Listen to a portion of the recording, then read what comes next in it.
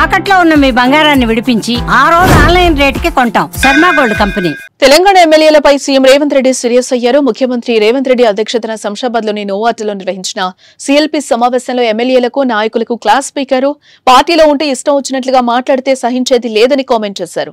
ఒక్క ఎమ్మెల్యే కూడా social media వాడటం లేదని ఫైర్ అయ్యారు.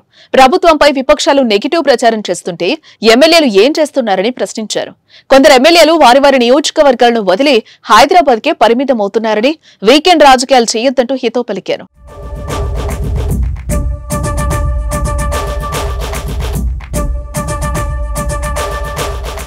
మంత్రి పదవుల విషయంలో ఎవరికి ఎలాంటి అనుమానాలు అక్కర్లేదని, ఆ విషయాన్ని అధిష్టానం చూసుకుంటుందని అన్నారు.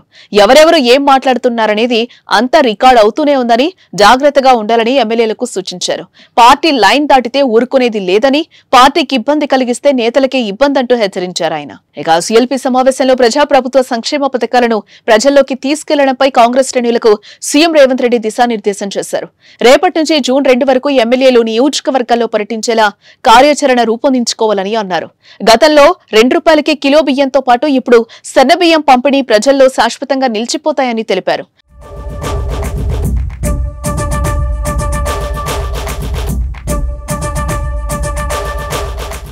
ఇక భూభారతి పోర్టల్ ను రైతులకు మరింత చేరువ చేయాలని పిలుపునిచ్చారు.